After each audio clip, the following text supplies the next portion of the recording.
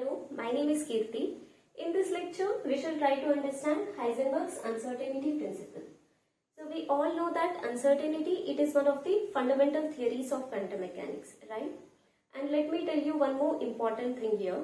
If you are planning to start your journey of learning quantum mechanics, then it would be nice if you start with Heisenberg's uncertainty and the wave-particle duality. Wave-particle duality. So why am I saying this? I am saying this because we all know that quantum chemistry or quantum mechanics, it mostly deals with the microscopic particles like electrons, right? And our day-to-day experience in our life is mostly with the macroscopic objects like a cricket ball. So this electron microscopic particle, this behaves in a very different manner when compared to the macroscopic particle or macroscopic object. You cannot expect the electron to behave like a cricket ball. Why? Why? Because this electron has both wave nature and particle nature, whereas the cricket ball has more of the particle nature and less of the wave nature. Let us see why. So we all know that the de Broglie's hypothesis, which is lambda is equal to h by p. So p stands for momentum, lambda stands for the wavelength. So what does this equation say?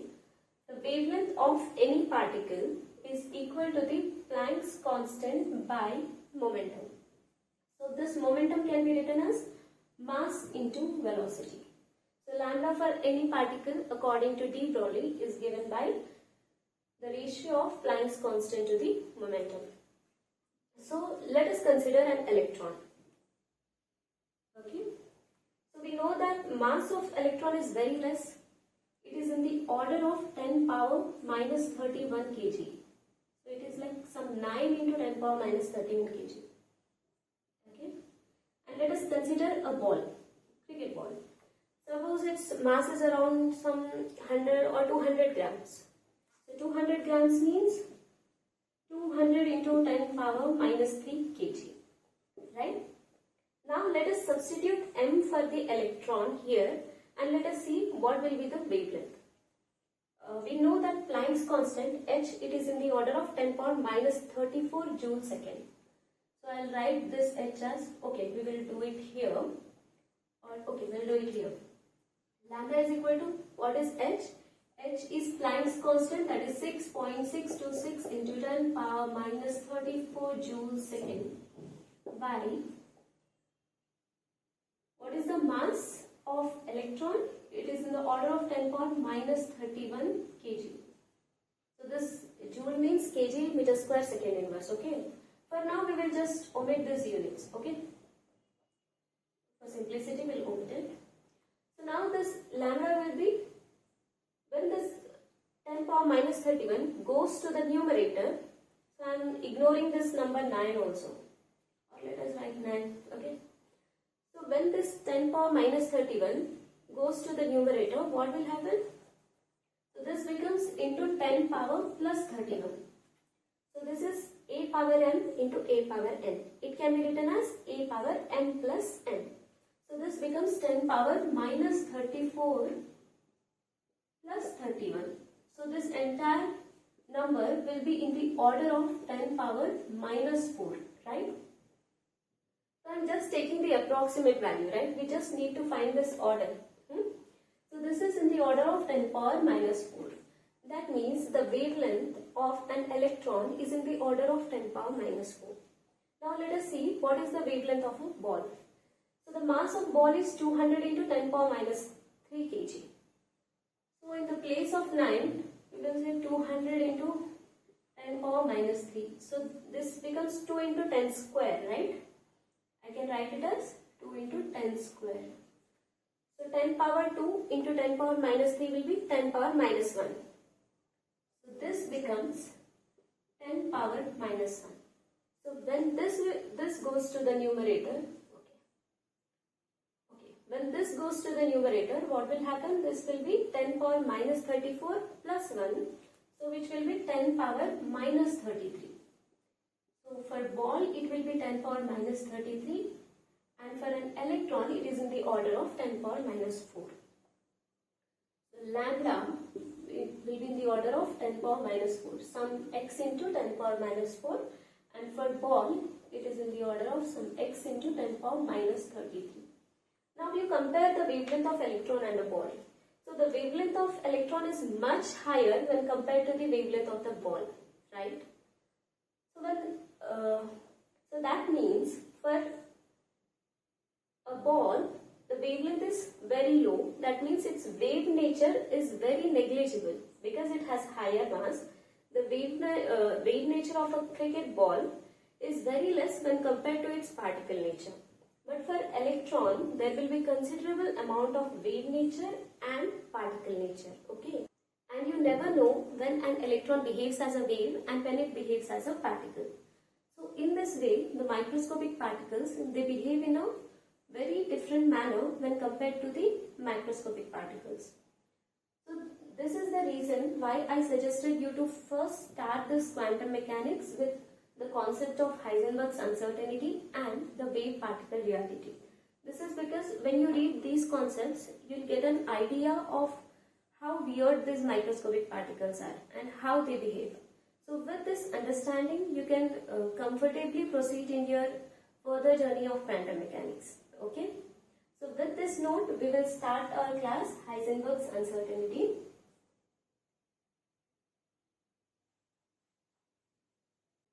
Now let us see what Heisenberg had to say about a particle which is of the size of an electron. Okay. So here onwards, I am not going to call it a microscopic particle. Instead, I will call it an electron. Okay. So Heisenberg, he told us a very interesting thing about electron. What did he say?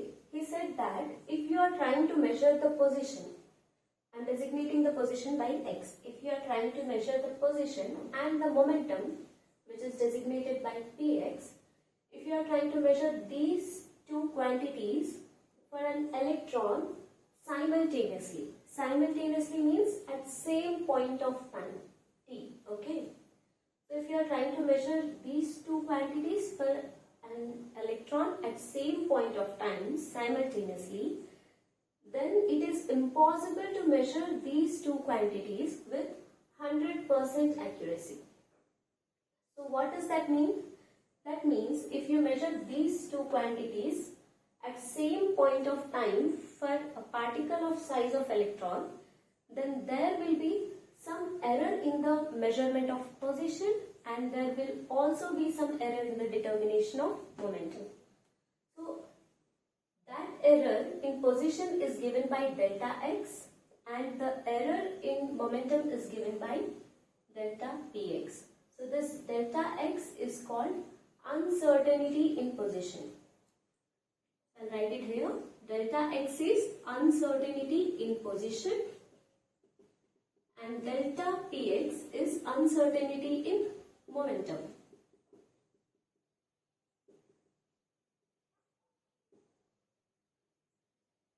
So Heisenberg told us that it is impossible to measure the position and momentum of an electron simultaneously and accurately. Okay, that means there will always be some error in the determination of position and momentum when you are trying to measure it at the same point of time.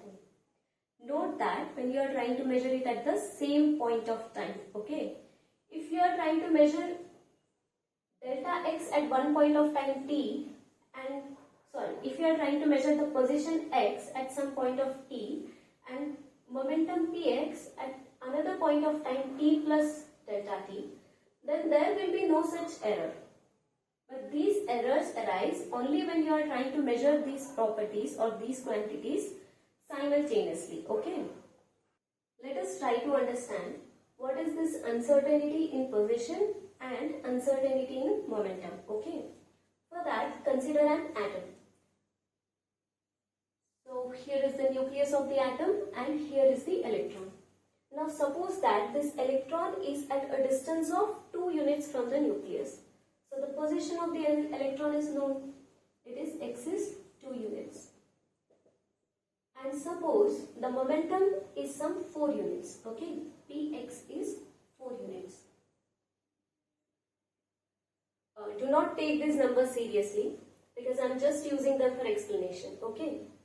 Suppose the uncertainty in position, when you measure the position, when you are trying to measure the position, the uncertainty that creeps in is plus or minus 0.02. And suppose the uncertainty in momentum is say some plus or minus 0.03. I am emphasizing again, these numbers are just for explanation. Okay. Now, whenever you do this experiment to find the position of the electron, then what is the value of the position that you get? So 2 is the actual value of the position. Then what is delta x? It is plus or minus 0.02. So what is plus 2 plus 0.02? It is 2.02. What is 2 minus 0.02? It is 1.98, right? So whenever you do the experiment to measure the position or to determine the position of the electron, so the value you get will be somewhere between 1.98 to 2.02. Okay. So this uncertainty is the spread around the actual value, okay, or the spread around the mean value. Now similar is the case with uncertainty in momentum. Suppose your momentum is some 4 units, then whenever you do the experiment, if the uncertainty is 0.03, so you will get some value between 4.03 and 2.97. Okay. So this is the range. Delta x is the range in which you get your position, and delta px is the range in which you get your momentum. Okay. So this is about delta x and delta px. Now let us go back to the uncertainty principle. So what did Heisenberg say? He said that it is not possible to measure simultaneously and accurately the momentum and position of an electron, right? So he not only said this, but he also gave a quantitative relationship between the uncertainty in position and uncertainty in momentum. So what is that relation? He said that the product of uncertainty in position and uncertainty in momentum is greater than or equal to h cross over 2. So here h cross is h over 2 pi, right? So this can also be written as h cross over 2 or h over 4 pi, okay? So this is the quantitative relationship between the uncertainty in position and uncertainty in momentum given by Heisenberg. Let us see what this equation means. So if you look at this equation, this is an inequality, okay? Because there is a greater than symbol here, okay? So according to this equation, the product of uncertainty in position and momentum is either greater than h cross over 2 or it is equal to h cross over 2, okay? So this equation is setting a lower bound for the product of uncertainty in position and momentum. Clearly you can see that the product of uncertainties in position and momentum cannot go below h cross over 2. So this is the lower bound for this value. So it can be minimum h cross over 2 or greater than h cross over 2, but it can't go below h cross over 2, okay? Now let us try to draw a graph between delta x and delta px. So how does this equation look? It is of the form x into some y is equal to constant, right? We know that h is a constant. So if h is a constant, h cross is h over 2 pi. So 2 and pi are also constants. On the right hand side we have a constant. So this equation is of the form x into y is equal to constant. So according to geometry, this equation is of which curve? It is of hyperbola, right? In fact, it is a rectangular hyperbola. Okay, let me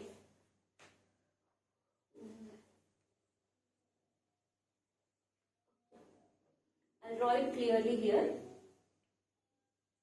So we are trying to draw a graph between the uncertainty in position and uncertainty in momentum. So x into y is equal to constant. So this graph looks something like this.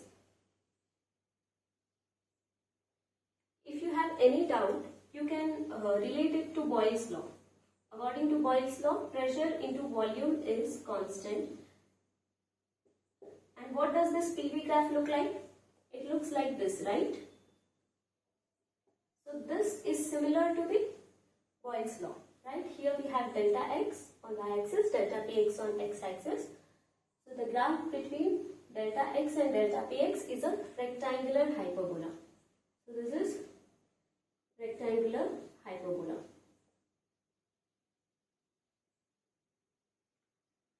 Now let us assume that you are trying to measure the position of an electron with 100% accuracy. That means you have measured the position of the electron with no error, with zero error. So what happens then? Then the uncertainty in position becomes zero, right? Then what will be the uncertainty in momentum? So then this is zero. So delta px, what will be delta px? When the 0 comes to the right hand side, it goes into the denominator, and this delta px will be infinity. Something by 0 is infinity, right? So the uncertainty in momentum will be infinity. That means if you measure delta x very accurately, correctly with 100% accuracy, then there will be infinite uncertainty in momentum. So let us try to understand this with this graph. So our aim is to make this delta x equal to 0. So we have to make the uncertainty in position equal to 0 so that we can accurately measure the value of position. Okay. So uncertainty in position is 0. So that means we have to make this delta x 0. So to make this delta x 0, this curve should touch x-axis, right? So only then the delta x becomes 0, right? So to make delta x 0, this curve should touch x-axis. And when will this curve touches x-axis? So this curve just go to the infinite and touch the x-axis. Okay, so that means your delta px is approaching infinity. When you are trying to make this delta x 0, delta px is approaching towards infinity. Now let us see what happens when you try to make this delta px 0.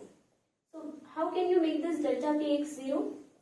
Delta px 0 means this curve should touch the y-axis, right? So here is the delta px 0, right? So this curve should touch the y-axis, only then delta px becomes 0. So where will this curve touches y-axis? It touches y-axis to infinity. So that means this delta x is going to infinity. So if you are trying to make delta x as 0, then delta px is approaching infinity. And if you are trying to make delta px as 0, then delta x is approaching infinity. Okay, so what does this mean? So we saw that delta x is the range, right? This range of uncertainty. So if you are trying to make this 0, that means there will be no uncertainty. If you are trying to collapse this region to a single value, only then you can calculate x accurately, right? You are collapsing this region to single value. So you are making it to 0 means you are collapsing this to a single value of position. So when you are trying to do this, the range of delta px, that will spread to a large area, to an infinite length or area, okay? So when you are trying to make delta x 0, delta px will spread infinitely, and when you are trying to collapse the range of delta px and calculate it accurately, delta x will spread to infinity, okay? So you cannot get the best of both worlds. Either you can calculate delta x with 100% accuracy, or you can calculate delta px with 100% accuracy. Or the best thing you can do is you can calculate both these values with some minimum uncertainty. Okay. So whenever I try to determine the position of an electron with 100% accuracy, then the uncertainty in momentum will go to infinity and vice versa. Okay. So at this point of time, one important question should arise in your mind, and that is, why are we not able to measure the position and momentum of an electron simultaneously and accurately? So what could be the reason for this? Let us see one by one. Suppose if your instrument has some error, okay? Instrument is at fault, and if it shows some error, then there can be instrument error. So is this uncertainty because of the instrument is the first question, okay? And suppose while doing the experiments, you are not doing it with great efficiency. There is some human error, okay? Suppose if you are making some mistakes while taking the measurements, so that is human error. So the next question is this uncertainty due to the human error? Or suppose there are some other external factors which are affecting your experimental setup, okay? So external factors. Now the third question is this uncertainty due to the external factors that is affecting your experiment? So the answer is, this is neither the instrument error, nor the human error, nor the external factors. Even if you take the best instrument in this world, the most sophisticated instrument which is 100% accurate with no flaws, and even if you employ some robots to do the experiment which are highly programmed and they commit no mistakes, so this will be nullified if you take the best instrument, this will be nullified if you do the experiments with using robots. And suppose, assume you make arrangements in such a way that there are no external factors that are disturbing your experiment, okay? If you maintain all these things, so the error due to all these things will be gone. Instrument error will be gone, human error will be gone, and external error will be gone. So at that time, can we measure the delta x, can we measure the position and momentum accurately? The answer is no. You can never measure the position and momentum of an electron simultaneously and accurately, because this uncertainty is not because of all these factors, but this uncertainty is the intrinsic property of the electron, okay?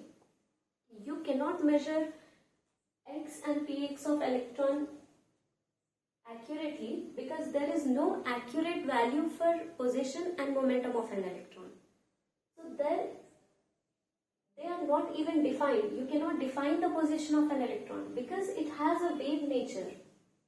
How can you define the position of a wave? A single value. Can you give a single value for the position of a wave? No, right? So this uncertainty is intrinsic in nature. It is the property of the particles which are of the size of electrons. You cannot nullify them, okay? The best thing you can do is you can minimize the uncertainty by minimizing all these external disturbances or external factors, and even then you get a minimum uncertainty of h cross over 2. Either you get the uncertainty greater than h cross over 2, and even if you make sophisticated arrangements so that there are no other things disturbing your experiment, even then there will be a minimum error of h cross over 2, because the position and momentum are not defined for an electron. By not defined, I mean there is no single value for position and momentum of an electron because the electron has wave nature, okay? So I hope you have got this class till now. And there is one more important question that you should ask me. Does this uncertainty principle hold true only for this pair of property, that is position and momentum, or it holds true for any random pair of properties, okay? So now I am going to answer that question.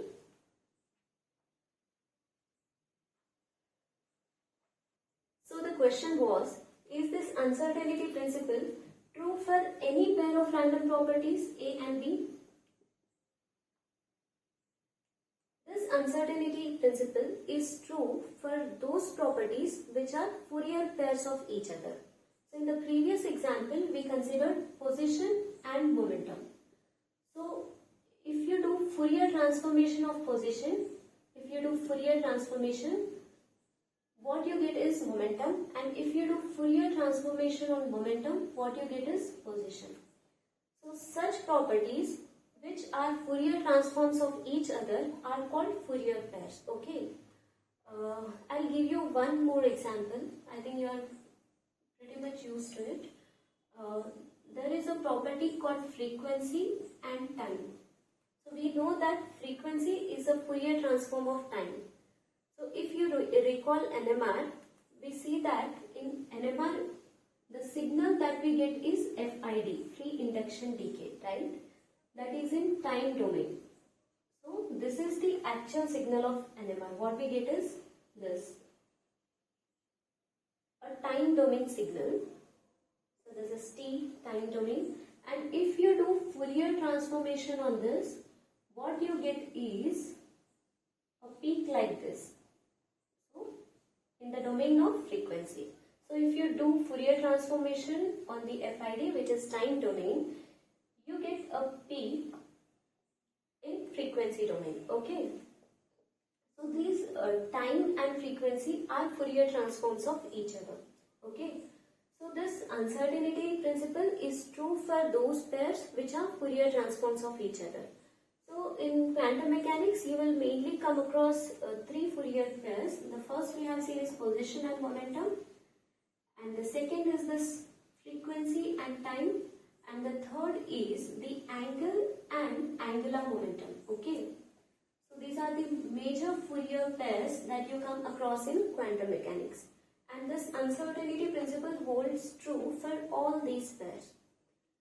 And one more thing we can note here, which is very interesting. If you look at the intensity in the time domain and the intensity in the frequency domain.